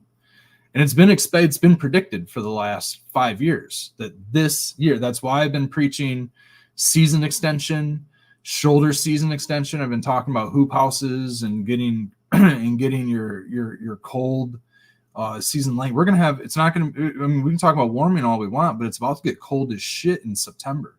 We're gonna have an early ass cold or early ass freeze in a late winter. We're hitting the 40s this week up here at night. That's what I mean, dude. Yeah. Growing Already. time. It's already going down. Really Growing season. We're back in business, Now, boys. down here, we might not feel it. I might not feel it down here. We might not get a frost still till the end of October, but we might get some fucked up cold ass nights. It's also supposed to be 86 by the end of this week, though. So there's that. Well, no, here's what I'm going to predict. I'm going to predict it's going to be in the 80s during the day, and we're going to see sometimes low 40s, high 30s at night. Like You know what that means? crazy 40-degree swings. Powdery mildew. Season is going to be upon us like a motherfucker. But and so like objectively there's this stuff, and objectively there's also pollution and everything else that's fucking going on. So where do you find the motion to meet in the middle? Because you still have to maintain some sort of I don't know what industry. I don't know. Like we still have to maintain. I'm all about going back to the 1800s and riding a horse and buggy. You know me, dude. I'm all about it. I will be fine. Hey, you can do that. There is a about huge Amish community in I'm our not state. worried about it whatsoever, dude. People have been mechanically creating things for thousands of years, dude. The perpetual motion may not exist. The machine might not exist, but with a little bit of human fucking interaction, it pretty much does. You know what I mean? And it wasn't just Da Vinci that created so many. Like, dude, you can pump water uphill mechanically without electricity, without any of that stuff, with just like a basic valves. You know what I mean? And flow. You have to have flowing water. So perpetual motion doesn't exist, something, but you can use earth mechanics and stuff like that to make it exist, and so like, yeah, I mean, I'm all about like going back to the wilderness and just trying stuff like that, but at some point, like some things have to keep working and operating, and it's hard to say. That's why I say, like, what are good options? You know what I mean? I know solar is a good option, but there's also where does the mining of the materials become detrimental? Where does the overabundance of the mines become detrimental? At one point, do we say all the people have to live in a certain area because the earth is being they would love that. mined? What I mean? I would push back on you though and say, if you say that you're not so worried about the methane because there's so much of a balance, then I would say the same thing about the minerals of the earth. About using them. Yeah, we're not going to staying on the earth. That's possibly true as well. That right? If we could find a way to not hold them in perpetuity forever and allow them to break back down into the earth. Yeah, I mean, when things break, unfortunately, what we have is landfills, though, right? This stuff goes to landfills, so it doesn't get broken back down into the earth. It gets built up into this giant mountain that offsets the balance. So I think that it's more about allowing the balance to take place. I think that it is utilizing nature and maybe taking natural concepts like they're finding plastic eating fungus in the ocean, right? And so like we have this concept that it takes 1,000 years or whatever for styrofoam to break down, but maybe in the ocean it's different because there's certain bacteria, or maybe in the North Pole. So you're saying dumping our trash in the ocean is a good idea, right? No, but I'm saying that it's possible that we haven't discovered certain microclimates of species and things, and maybe they haven't even just been created. Maybe right. We can create an evolution process. We create these balance makers, right? If you're going to believe in science, you're going to believe in evolution, you're going to believe in adaptation and all this other stuff. I believe we're all dropped here by a mothership, so it doesn't matter. But if you're going to believe in all the science shit, then I mean, at some point you have to believe that there are always the cleaning crew is always being created. You know what I mean? So if we are giving this earth an abundance of, I don't know, all the shit, methane, carbon, and all the shit, CO2, hopefully we are also creating the cleaning crew to help bring that load down. And I don't think we're going to do it the way that we're currently going about it. You know what I mean? Storing toxic materials close to suburban neighborhoods, harming people. Like, you know what I mean? Like, there's probably a better route than forcing all the shit onto civilization. You know what I mean? So, like, yeah, I hate it being a political conversation because I think that it needs to be a conversation, and it always ends up going political for some reason, where it's like it's a conversation that needs to happen because we need to get somewhere with it. We can't just say green energy. And yeah, I get it. Like people have been talking from agendas perspective for the last fucking 100 years. It's not just since the 80s, not the Green Revolution, not whatever, but all that stuff. The organic revolution was a thing. The regenerative revolution is a thing. And they're turning all of what were good intention things into what becomes virtue signaling and becomes all these other things that end up creating disagreeing parties. But when there's actually when there's actually something that needs to be done, you know what I mean? And nothing ever gets done because all that ends up happening is people just it's Skilbo used to say, I'm going to do a callback to Skilbo because he used to always do the someone's pointing at the moon, right? And it's like, look at the moon, not the finger. You know what I mean? When someone's pointing at the moon, look at the moon. Look at what they're pointing at. Look at the finger. Everybody's always looking at the finger. And I'm probably getting what he has totally wrong, but that's kind of the way that I think of it, I guess. Look at the moon, not the finger. Because everybody's caught up in the finger. You know what I mean? And what's on the finger. Or maybe the nails are painted or there's a ring on there or whatever. But the point is, like, the moon is beautiful. The moon is shiny, you know. Yeah, I don't know. That's my tangent. That's my red rant. Red rant. I like it. Tara Nuttree, how you guys doing tonight? What's going on? Hey, good. got these animals all over us climbing Yeah. around. There's dogs and cats and We've got a lot going on. We're good. Sorry we were late. I just got home from work and he was having trouble connecting, the usual problems, and Tell us about so work. How's that going? whew, it's a lot. So first week of having my new position, and it's been fun. I've been learning a lot of different things, learning their ways kind of situation. Um, not so much like learning the ways, but just like learning the extra things that I need to do kind of, stuff. And because there's a little bit more now that's obviously going into what I'm doing. So had a transplant this past Tuesday and transplanted around 1,400 plants, hand planted them. Just they were in the stage that we were at. We just went ahead and planted them straight from the root riots and that.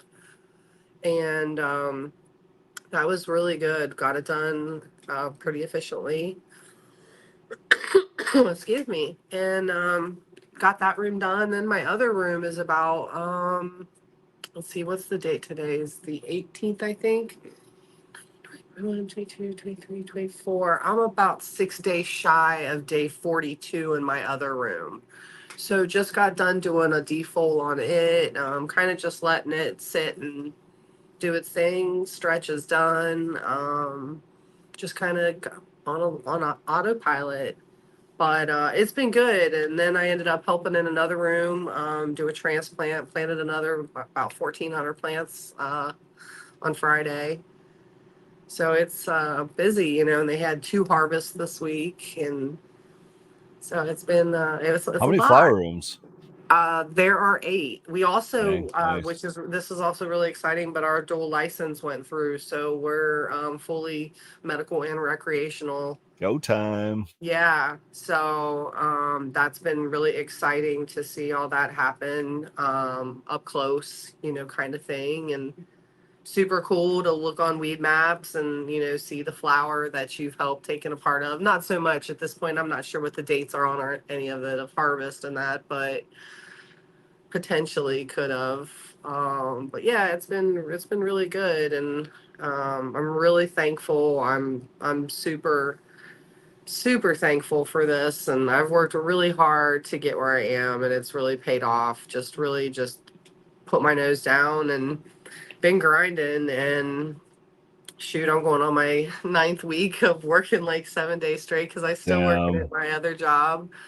Um, but for the time being, that's what I need to do, and I'm really really enjoying it. It's been a good week, and then at home, uh, Troy got all of our flowers flipped over, so we're a few days into flower on the GG4s, some Storm Shadows, motherfucking Jones, Cherry Paloma. Cherry Paloma.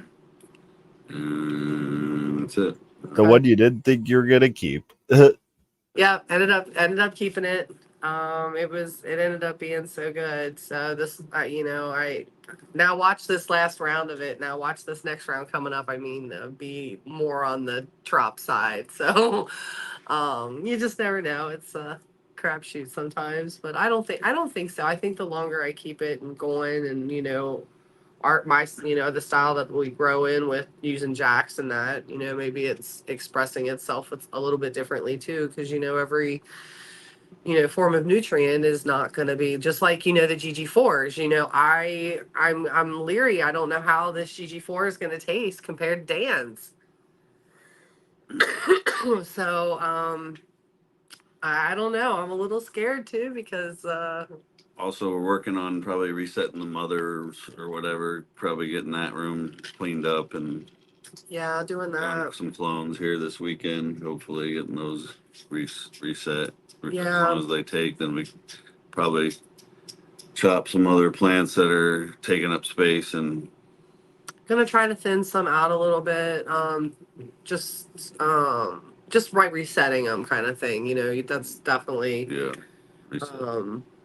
I like doing it that way. It's nice and gives it a nice fresh start over, and get everything cleaned up again and make it all nice and pretty. And yeah, I'm excited to see what the stuff at home's gonna. I'm really excited about these GT4s, but we're gonna reset the motor breath. Is one thing we're gonna do, Yeah. but for definite, because I need to see how that's gonna go. I'm really excited to get that into flower. So, but yeah, it's we got a lot going on. I mean, if you guys know me, I'm always going. Never mean, stopping. Yeah, I mean, driving, it's 150 miles down and 150 miles home every day. Yeah, it's a lot. Unfortunately, this last week also is it's been terrible on traffic and unfortunate situations. The highway closed down on two separate occasions, and one was unfortunately a fatality, and just so unfortunate. And but yeah, it's been bad on driving this week, but hopefully this week will be a good fresh start to everybody's week, and hopefully won't endure too much traffic. But yeah, I'm excited. I've got a lot of work to do in my rooms this week. I've got in my room that we just reset, I want to get trellis on this week. I want to get one layer of trellis on everything. I'm going to put a couple of floating layers on just to have it ready to go. Even just from Tuesday to Friday, I potentially could say on some of the plants there was like almost 3 inches of growth on them already. All of the other plants that weren't so much growing tall or anything were definitely having a lot of new growth on them also, which was really cool to see that just a few days in that kind of environment, how quick this is going to happen. So I'm excited to see tomorrow what everything looks like. I'm anticipating definitely needing that first layer of trellis in place. But and I've got emitter work to do. I want to get all the emitters nice and tidy. And sometimes, when you're we did this round a little differently because normally we're just bringing in the bags and placing them and then doing emitters. Well, this time we actually planted the clones and did emitters. So everybody's jobs were just a little bit differently this time around, and we kind of went at it. Just we weren't too sure what everybody needed to be doing, and just kind of let everybody go at it and find their niche. And so things are a little bit messy, and not on purpose or anything like that, just because of it being chaotic. Just Trying that's to get it done. different. It's not the same. Yeah, just not the same. Everybody was trying to get, we had one goal, and, I was trying to make sure everything was done and we were on time. And of course, emitters are like humongous. Like we triple check Yeah. emitters. That's humongous. So yeah, I definitely have some work to do in there. In my other room, I'll be kind of just watching it. Have you noticed that there's been a lot of big differences between the different markets now that you're out of Michigan and that market as far as rules and stuff go? So yes, things are are a lot different. I don't know all the ins and outs, but I do know that it is. I mean, everything has to be from one prepackaged. Nothing is allowed to be in like a jarred situation to be like dipped out of to give you some, weight out. Yeah, you cannot have it like that in Ohio at all. That's one thing. Um, I know that there still is like, so a lot of places like I heard some people went to and they weren't even able to buy recreational things because they might not have been on the appropriate list, even though the recreational date came. So I know that was an issue. Prices are really, really expensive. There's no situation where you can go and like I know some dispensaries in Michigan you can get carts like 10 for 100 or something. There's not that kind of situation at all. I mean, I think like a half gram is like $60 to $80. So things are very expensive. I know like flower grams are some strains are going for $20 a gram. It's definitely very high. How long do you think that will last, everyone? I don't know. You know, I wasn't around the A year. situation when Michigan like did what they did, so I wasn't on that wavelength at that point, so I really don't have any clue what to judge by either. What geographical area are we talking about? Is this like Cincinnati or Yeah, Cincinnati. Just okay? Indiana. So that's another huge thing. Is it's like the South border Ohio. town? Yeah, it's right on the river. So Yeah. they're accessing a state that doesn't have. They're not online yet, and so The yeah, rest- it'll. really two states because states. there's Kentucky and where Kentucky and Indiana. Right next to Kentucky. Cincinnati is so close to Indiana and Yeah. Kentucky. That's fair. Yeah. Yeah. Kentucky might keep them alive for a little. Like Ohio's kept Michigan. Well, Kentucky's kept Michigan alive for a while. Minus, I guess. Wisconsin and Indiana have kept. Well, I know a lot Yeah. of people have been grumbling about the prices, and they have not been buying anything, and they've been I going believe to it. Michigan. So I believe it. Um, That's why I'm thinking down in but Cincinnati, I their keep trying customers to might be out remind of them town. that yes, you're Cheaper to coming to drive up there. Michigan, but you need to watch what you're buying. Just because you found this great deal on a ounce for $50, that just might not be the best thing you might need to buy. So just But the best ask thing you need to buy questions is and in be Michigan. informed. What do you say? The best thing to buy is in Michigan.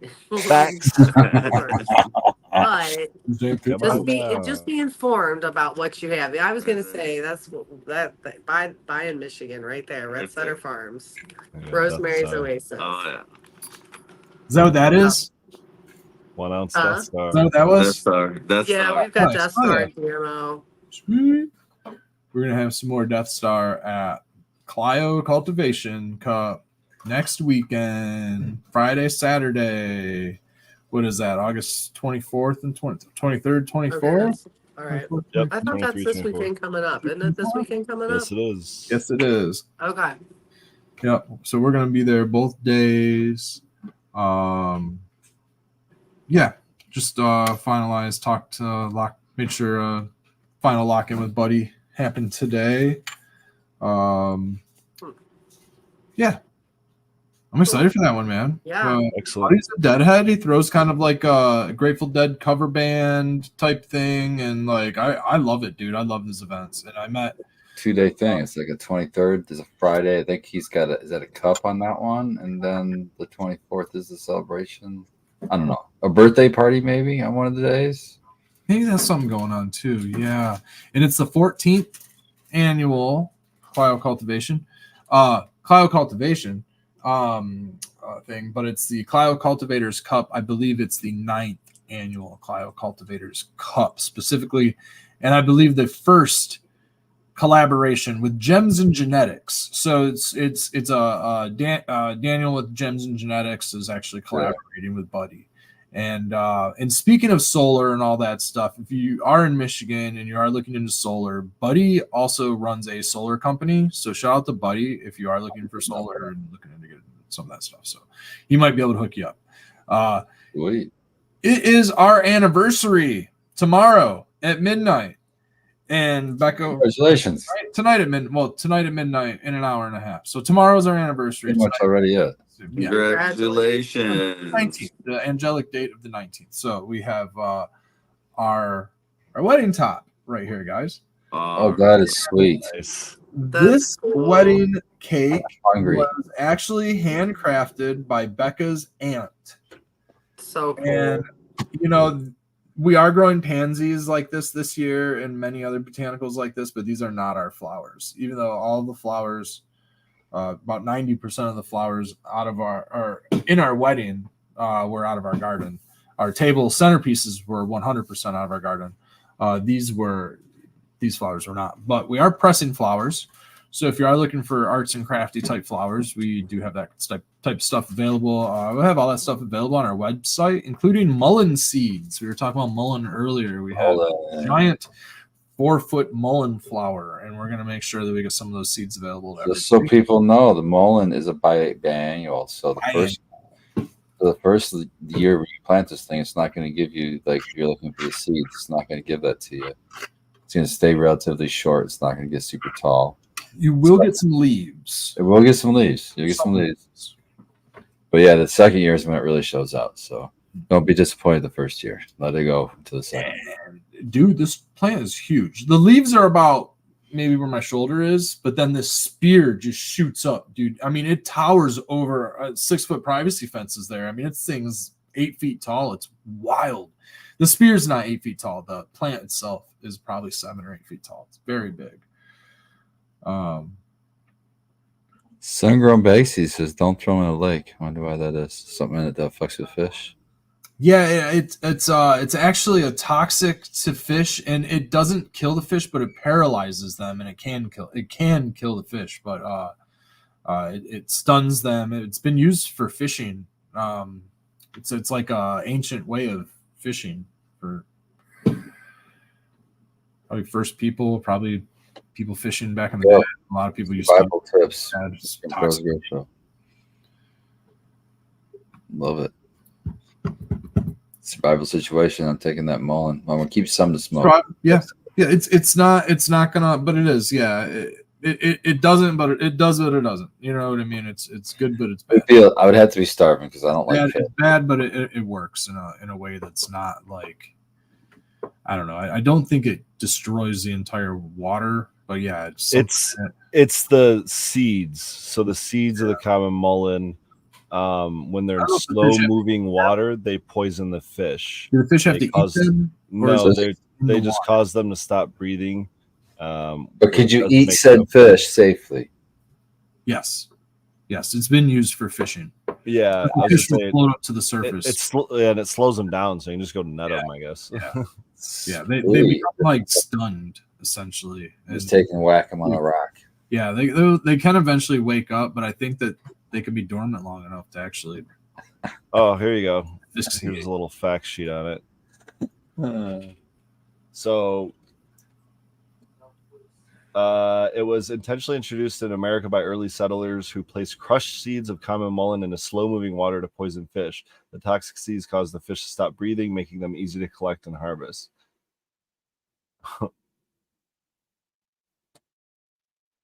Apparently, it's invasive, though. All right, good to know, man. Survival situation. I'm gonna eat fish even though I can't stand fish. I'll have some. A plant can produce up to 175,000 seeds. They can That's a lot of remain seeds. viable for 35 to 100 years or longer.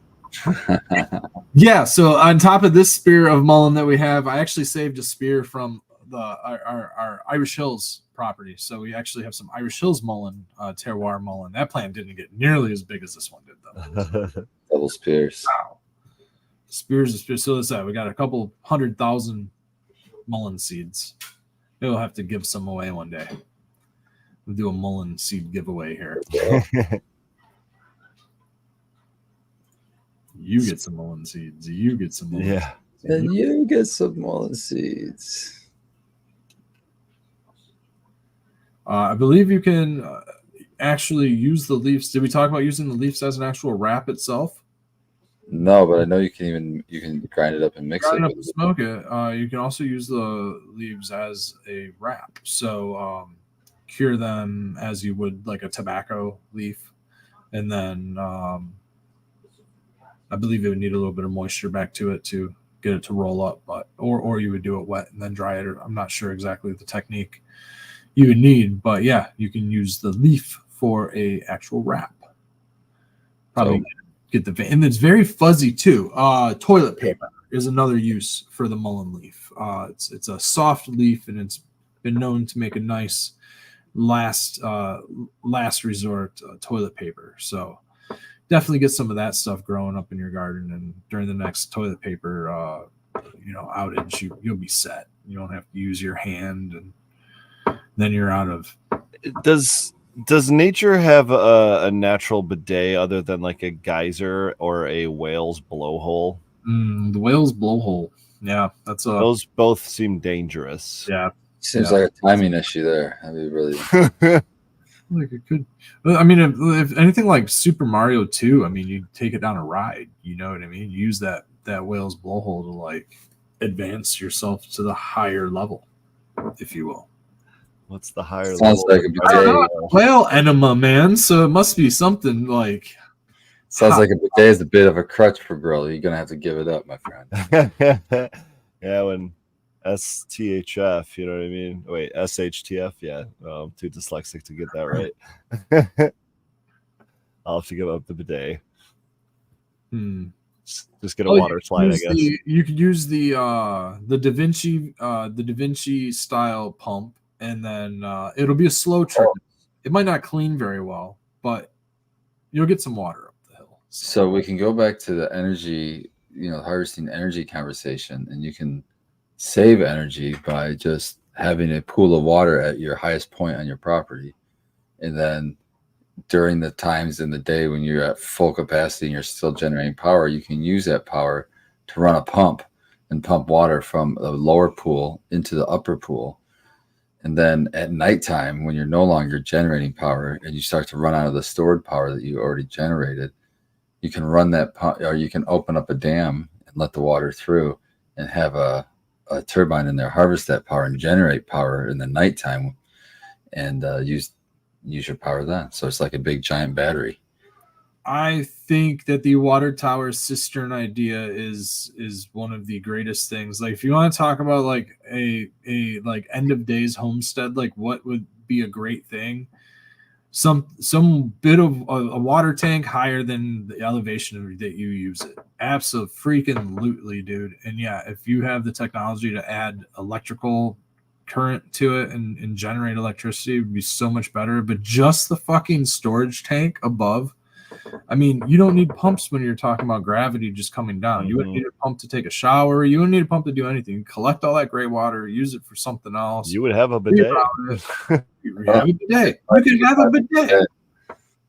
There you go. Problem solved. Problem solved. That was going to be my idea while Spartan was talking. I was like, well, I think I'm just going to have a wooden bucket up on some stilts, and then I'm going to have a little hose coming down from that with a valve at the top, and there's my bidet. But Roseberry Oasis over here is going full water tower. Now we've got 30,000 gallons up in the air somewhere. Like, well, that way he can get you the right water pressure that you need. I think about 30,000 gallons is about the right size. for a family of 4, you know. Start with a 4-inch pipe and reduce it down to a 1/4 inch. It'll be fine. It's your own pressure washer. Exactly. What would really be killer would be a retaining pond, with a natural spring, and then some kind of flowing water. But if you had a reservoir and did that where you had flowing water, you could revert and reroute and create a little pump to where the water could go back up into.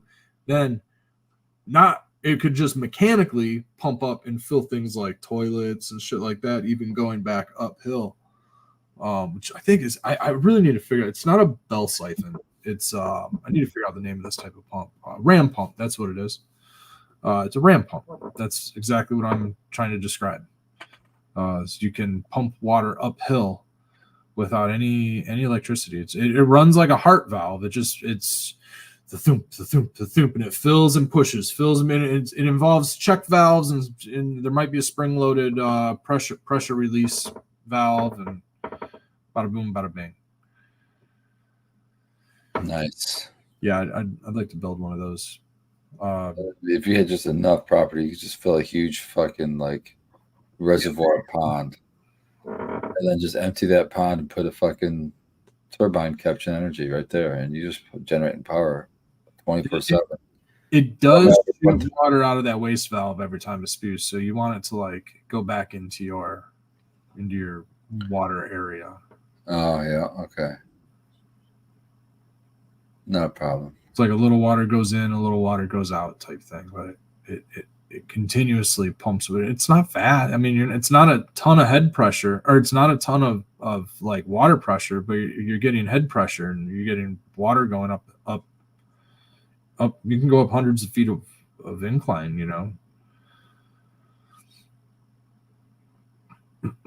Roger in chat says it's like 20% waste.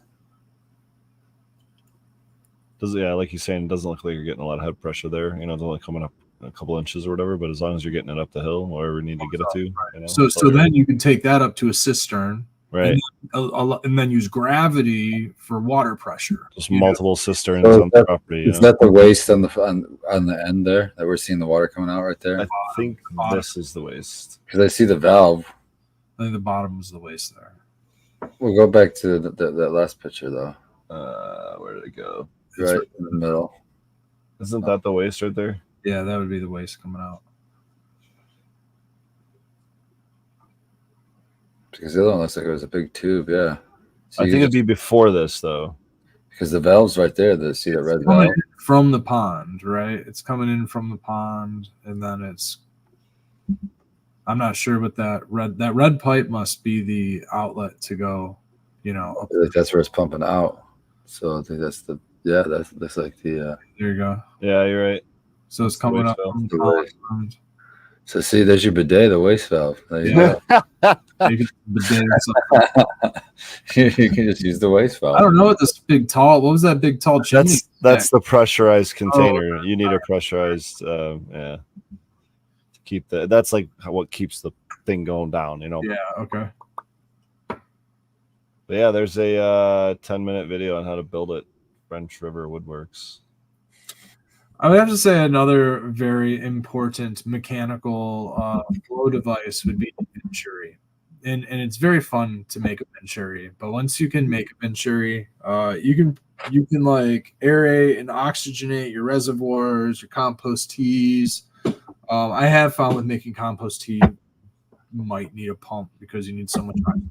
But Venturi will work, and I made a really cool like 4-way Venturi. Had a couple of Venturis. The airlines went out, and then a pump came up and split it into 4 ways, and it was like a recirculating / Venturi. But I never had a pump strong enough to actually make it in action. But I still have. It's all PVC, so it's all good, solid, permanent. So I still have this fucking thing in storage, but I never really had it powerful enough to work. So I'm going to use that thing once I have the market farm up and running and actually aerate and use it. Once he gets this tractor, he's going to hook his tractor to it, and that'll be plenty enough power.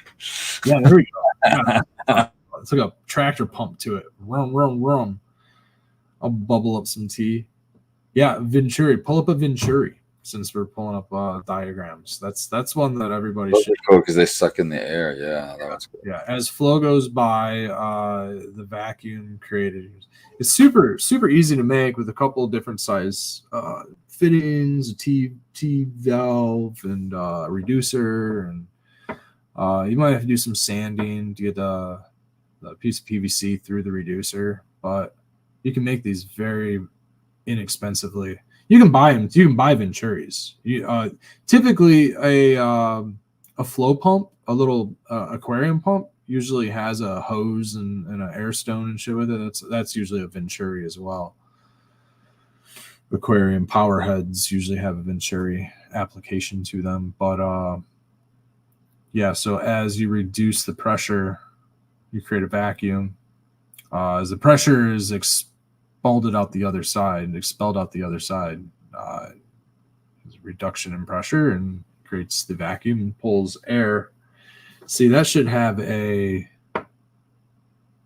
that's a Venturi effect, but there you go. There we go. There's an air line right there. And then, so that would then be negative pressure inside the center there, and it would pull in really anywhere before the exit. It would pull in.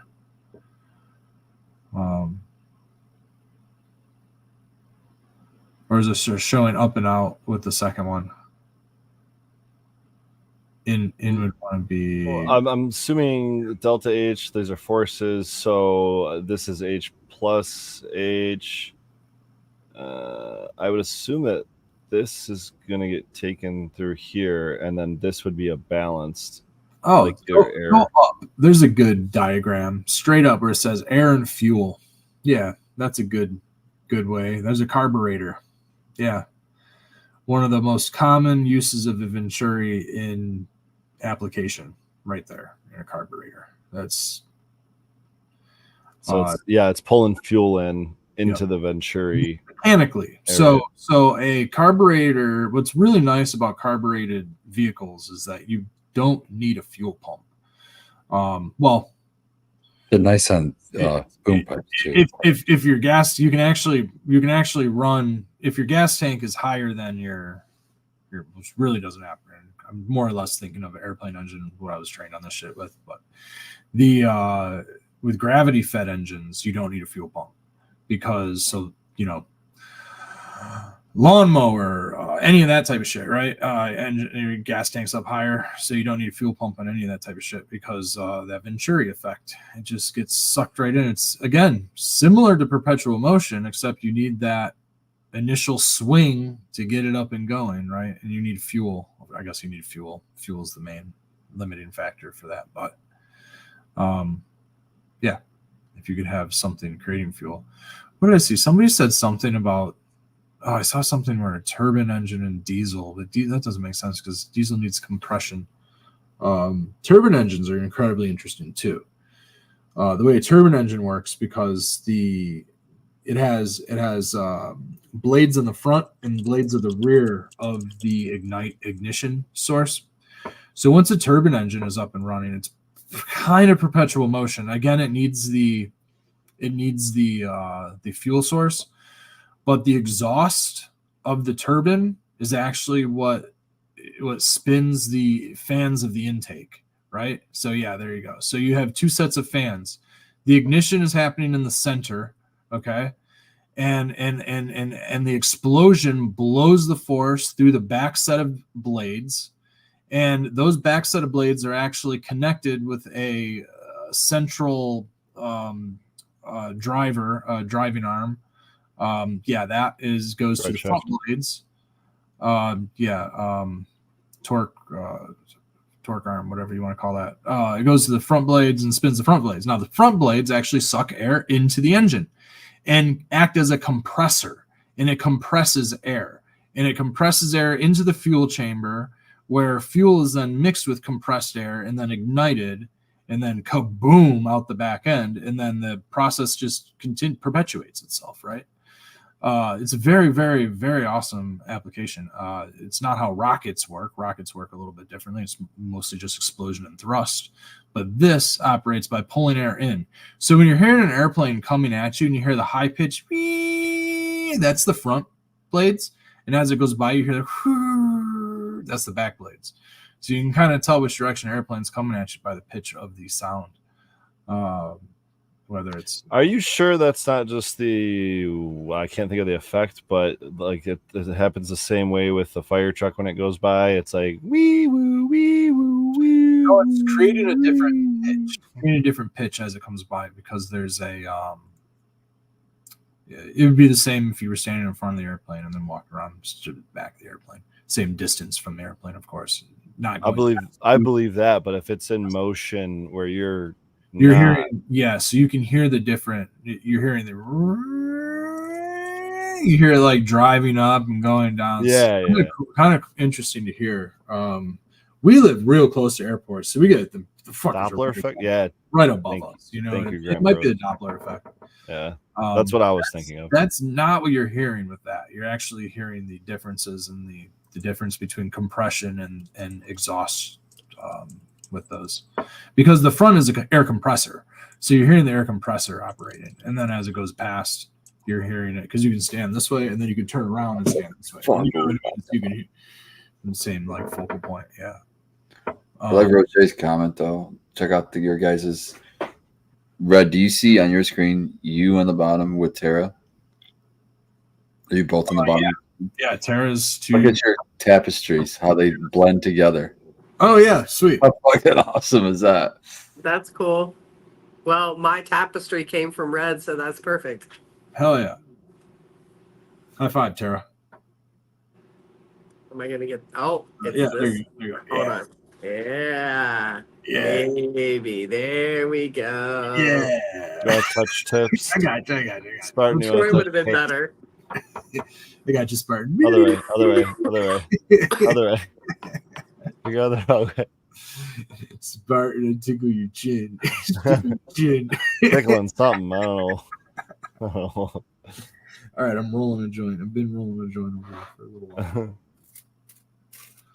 I was trying to find it. Someone did make that comment about the way the tapestries come together at the bottom, and I've lost it. The other very interesting thing I think about. Yeah, that was Roger. Roger said it. ROJ. Or ROG, and then the fancy E. He just emailed me yesterday or the day before to clarify how you say his name. Oh, there it is. I see the comment. Yeah. All caps. Yeah, all caps. How All long ago caps, was it? bro. All caps. I'm not smoking tequila. I just took a big dab of Functified that I had to get up and get because I ran out of dabs that I had here. And that Functified is a good one. It's like cured in the cure now. It's gotten really funky. So I'm happy with that. Hey, if anybody wants any cats, I got cats galore over here. I don't want any cats. I'm just saying, I'm putting it out. Don't in the even chat. mention it. I'm putting Don't it out even into the mention it. world. Hit Tara up. Hit Nuttree up because I got so many cats over here. It's not even funny. My cat had another litter of cats in the bathtub the other night, so we are in crisis Let me ask you, mode. Tara. Now that you're 2 litters deep over there, let me ask you: have you learned anything from this experience that maybe we should do? Yeah, I guess I got to get a third job because I still don't have enough money to get this damn cat fixed. That's Dude, insane. did you It ever is see the so Bob's expensive Burgers right episode now. where the hamsters kept having hamsters, kept How having about- hamsters? Oh my god, they had so Ugh. many How hamsters. about at the very least make it an indoor cat and leave it inside? They are in the thing at this point they are indoor cats. I have not let him ever. I'm afraid, but now Oh shit! I mean, here's the other thing is the first litter is almost creeping up to 6 months, and that's when the girl kitties will go into heat. Well, Oh man! I didn't know all this stuff because I was not raised in the country, but I guess they'll start doing it with their sister and the dad will start doing it with the sister, and oh my god, I'm like freaking out over here. You got a house of sin, Tara. What is going on over Oh, there? it's terrible. It's like really terrible. Oh my god! So now we've got this whole new litter of kittens, and there's 7 of them. She had 6 the first time and 7 this time. God damn! So It's not going to get any smaller. no. Continue to do So that. like the first, I was like my first time that I get some money to where I can like go get animals fixed, I'm taking him to get sniffed at.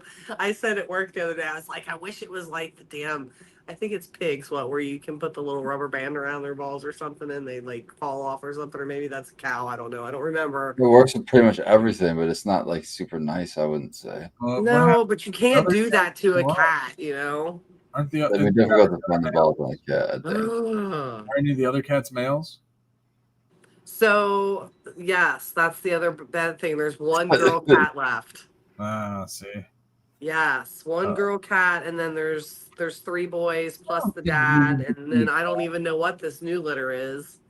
Oh, They literally were just born yesterday. Literally just born.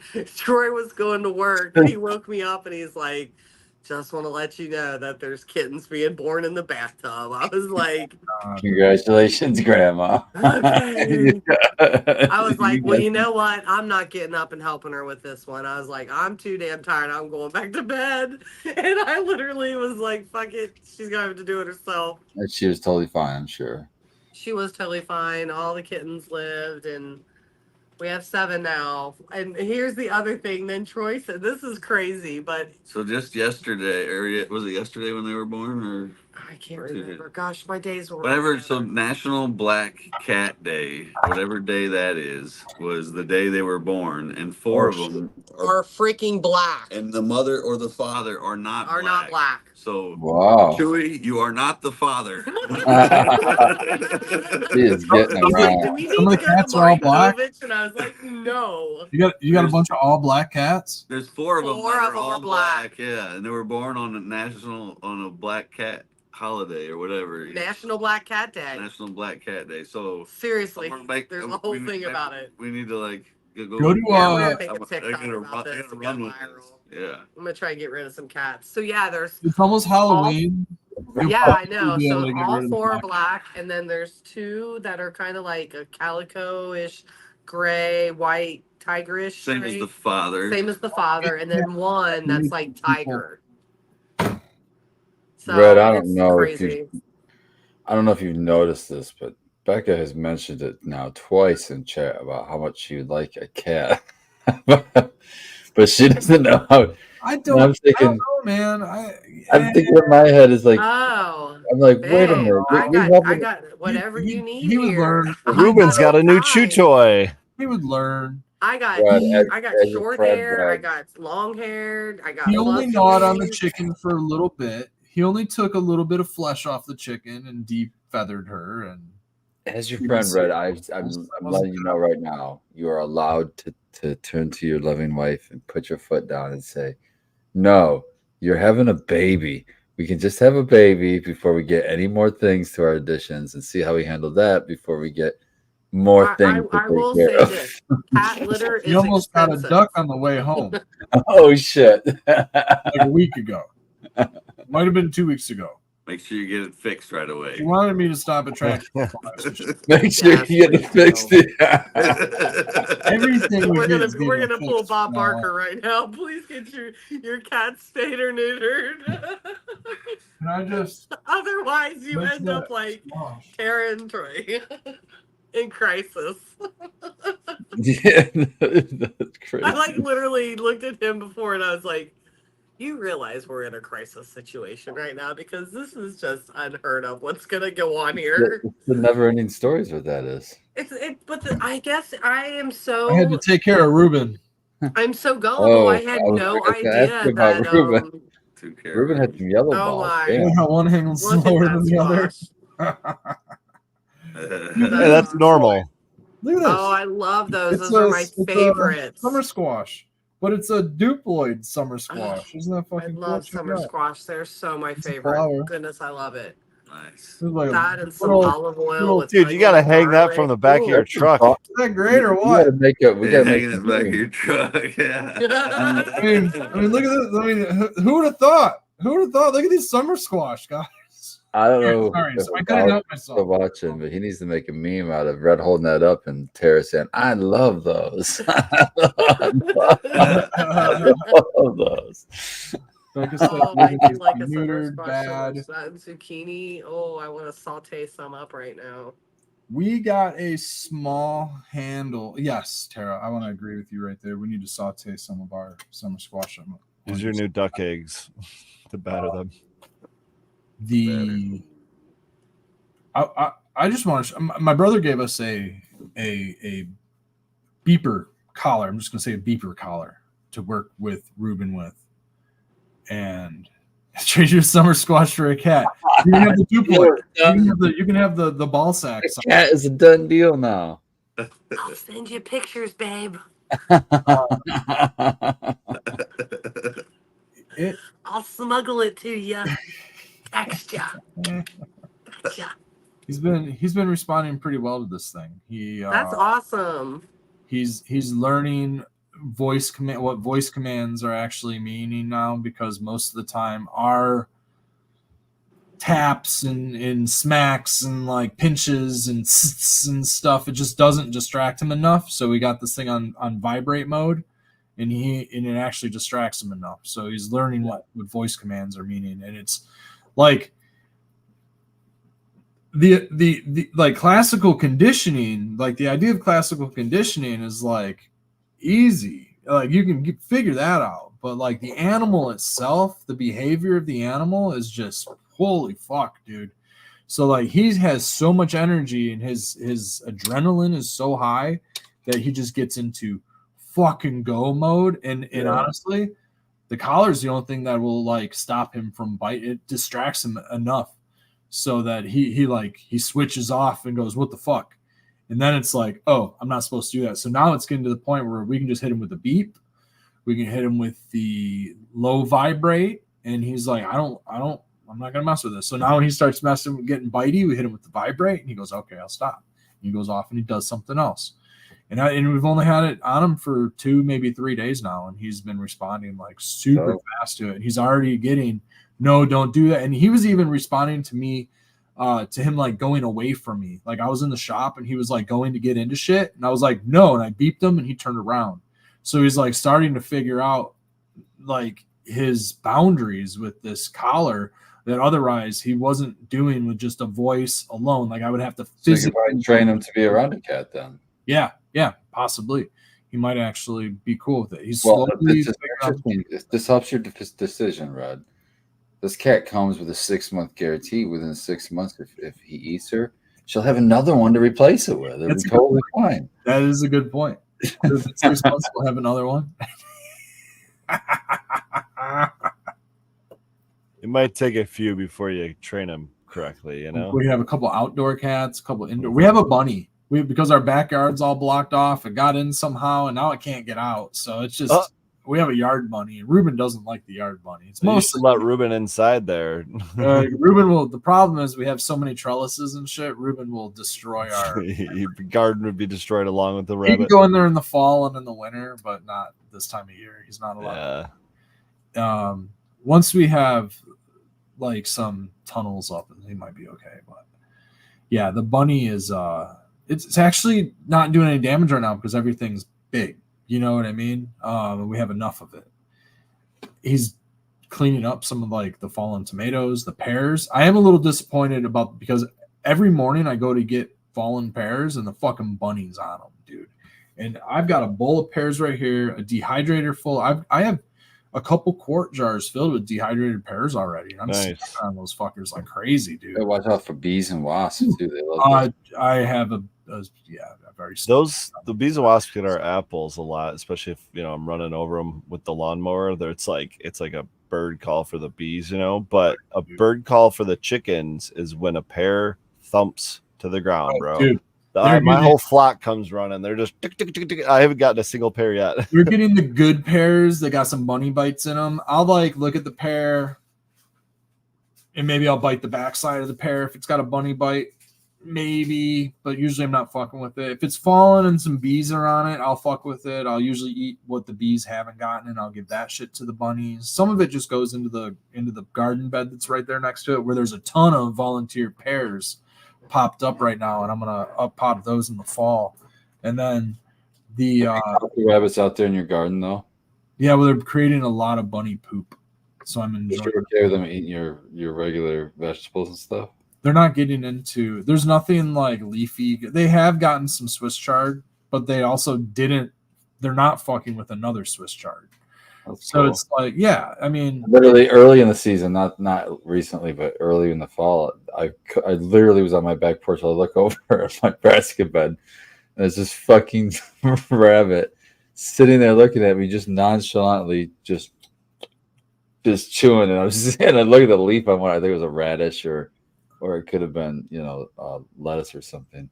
I got a huge bite taken out of it, and just sitting there like, yeah, what's up, dude? And I was like, I just turned over. I kind of laughed at first, and I said, motherfucker, you better get the fuck out of here before I let the dogs out. And it's like he heard me because he fucking boom, and he was gone. Yeah, But they're so fast. I'm kind of hoping Ruben will eventually get it. If not, I might have to do something about it because we are going to put our fall crop in, which will be a bunch of baby lettuce plants and stuff. So I'll have to figure something out. Hopefully I can just cover it and put it under a bunch of clover and stuff, out in the grass and stuff. Maybe There's plenty of like banker plants. So yeah, they're just being bougie. They could make them just tell them when you see them next time, stay out in the fucking grass or you're done, dude. The problem is where the pears are is where I want to put all that shit. That's where they're going to right now. So that's like they're already being attracted. So I'm gonna have to bring Ruben with you. Different bed. Yeah, fucker's not allowed back there. He's just you got the collar now. You can call him if he gets too far away. I guess so. He sort of learned to stay on the pathways, but if they have to fucking deal with Ruben for like a week or 2 weeks straight, they're not gonna fucking my pepper patch. I'll be pissed. That's a lot. It sounds like you just need to hire your buddy Fergoli, who's got a handful of live traps and has accidentally live trapped some rabbits before, to come over and just find yourself a new chew toy for your dog. 22 ammunition is really cheap. I would not recommend that in It the just needs to type be of set out in living the front area yard. he is in. It Are you needs to be saying that he's not a set out good in the front yard. Once it gets out of the yard, it can be gone. It got in because I left the fucking thing out of the underneath the gate for a day or two.